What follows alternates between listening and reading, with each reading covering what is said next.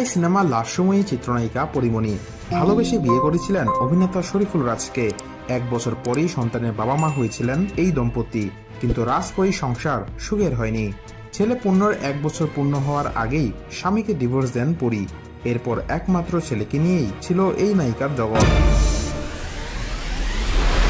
তবে পরীমণির জীবনে এখন কেবল একজন ছেলে সন্তানই নয়, মেয়ে সন্তানও এসেছে। নায়িকার 2 জনের সংসার 3 জনে পরিণত হয়েছে। সম্প্রতি মেয়ের মা হয়েছেন তিনি, তবে নিজ গর্ভের সন্তান নয়, পরী এই সন্তান দত্তক নিয়েছেন। বিষয়টি জানিয়েছেন এই নায়িকা নিজেই। পরীর ভাষায়, আমার মেয়ে এলো ঘরে, যার নাম রাখা হয়েছে সাফিরা সুলতানা প্রিয়ম। নায়িকা বলেন, এই নামে বিশ্ব চিনবে ওকে। ছেলের পর মেয়ে, কি যে আনন্দ। পৃথিবীতে আসার 6 দিন হলো ওর। আমার ঘরে ছেলের পাশে আলো হয়ে আছে। আমি ওকে দত্তক নিয়েছি। নিয়ম মেনে সই করার সময় মনে হলো আল্লাহ আবার আমার জন্য কিছু করলেন। জীবনে কখনোই কোনো কিছু তোয়াক্কা করেননি পরীমণি। নিজের জীবন চালিয়েছেন নিজের মতো করেই, সেটাও আরো একবার উল্লেখ করলেন এই নায়িকা।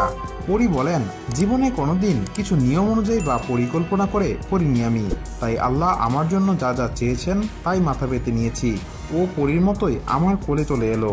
কোলে যখন নিই মনে হয় আমার নাভি কেটেই ও এসেছে। ওর ছবি এখন দিচ্ছি না, কেউ রাগ করবেন না। মা তো আর কিছুদিন যাক। সমাজকে আরও একবার ভুল প্রমাণ করতে চান পরীমণি।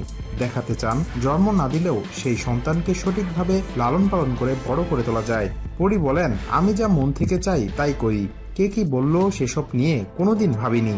কে বলেছে বাবা ছাড়া সন্তান মানুষ করা যায় না? কে বলেছে জন্ম দেওয়া বাবা মা ছাড়া সন্তান মানুষ হয় না? এইসব নিয়ম সমাজের তৈরি। এই তো আর কয়েকদিনের মধ্যেই মাতৃদিবস নিয়ে হইচই হবে, কিন্তু সেখানেও তো পিতৃতন্ত্রের আদলে তৈরি করা মেয়েদের জয়গান। এসব কিছু থেকে নিজেকে সরিয়ে কাজ আর সন্তানদের নিয়ে বাঁচবো আমি। পরীমণির আকাশ এখন বড় হয়ে গেছে, সেটাও তার 2 সন্তানের কারণে।